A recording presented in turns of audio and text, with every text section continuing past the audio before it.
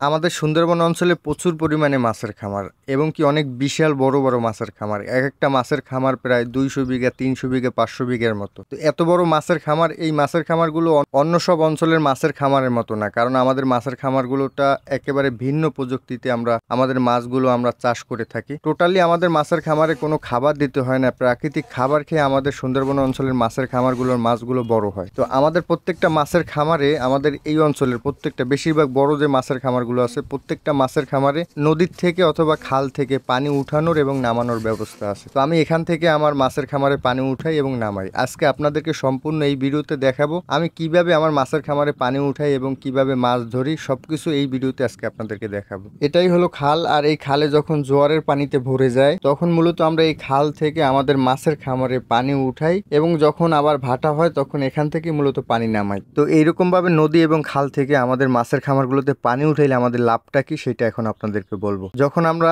নদী এবং খাল থেকে আমাদের মাছের খামারগুলোতে পানি উঠাই তখন নদী এবং খালে প্রচুর পরিমাণে ছোট ছোট মাছের বাচ্চা থাকে, অনেক প্রজাতির মাছের বাচ্চা থাকে। যখন আমরা পানিগুলো উঠাই আমাদের মাছের খামারে তখন ওই পানির সাথে আমাদের মাছের খামারে প্রচুর পরিমাণে ছোট ছোট মাছের বাচ্চা উঠে। তো ওই মাছগুলো কিন্তু আমরা পরবর্তীতে ধরে থাকি। এইরকম অনেক মাছ আছে যে মাছগুলো আমাদের ফেলতে হয় না আমাদের এই মাছের খামারগুলোতে। চিংড়ি মাছ, বাইলা মাছ, ফাইসা মাছ, কোরাল মাছ, এই ধরনের প্রচুর পরিমাণে মাছ আছে, অনেক প্রজাতির মাছ আছে যে মাছগুলো কিন্তু আমাদের খামারগুলোতে ফেলতে হয় না, এগুলো নিজের থেকেই আসে এবং কিছুদিন পরে বড় হয়। তো এটাই হলো সব থেকে বেশি লাভ এরকম নদীর থেকে খাল থেকে পানি উঠাইলে। পানি উঠানোর জন্য আমরা যেটা ব্যবহার করি এটা আমাদের এই অঞ্চলের মানুষ বাঁশকা বলে। তো এটা বাঁশ এবং কাঠ দিয়ে এই বাঁশকাগুলো তৈরি করতে হয়। তো এইরকম দুইটা বাঁশকা প্রয়োজন পড়ে একটা মাছের খামারে পানি উঠানোর এবং নামানোর জন্য। আমাদের এই বড় বাঁশকাটার কাজ হলো খালের এবং নদীর পানিটা নিয়ন্ত্রণ করা। আর এখানে যে বাঁশকাটা আছে এই বাঁশকাটার অনেক কাজ। এখান থেকে আমাদের মাছের খামারের পানিটা নিয়ন্ত্রণ করতে হয়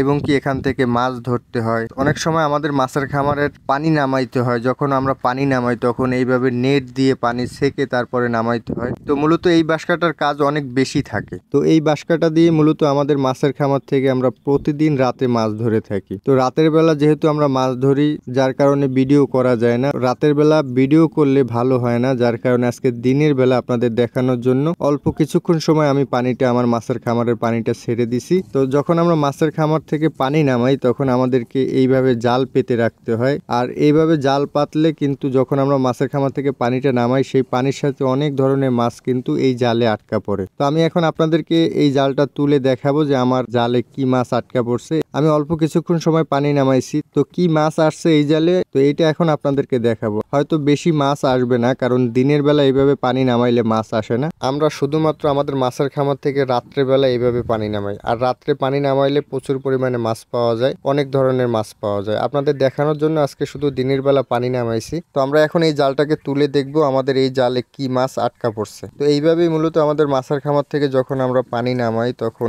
এইভাবে জালগুলো পাততে হয়, আর এই জালেই মূলত মাছ আটকা পড়ে। তো এটা হলো রাতের কাজ। তো ভিডিও করার জন্য কিন্তু আজকে দিনের বেলা পানি নামাইছি, তারপরও দেখা যায় কিছু মাছ কিন্তু আমার জালে আটকা পড়ছে। তো দেখেন মোটামুটি ভালো মাছ কিন্তু আসছে।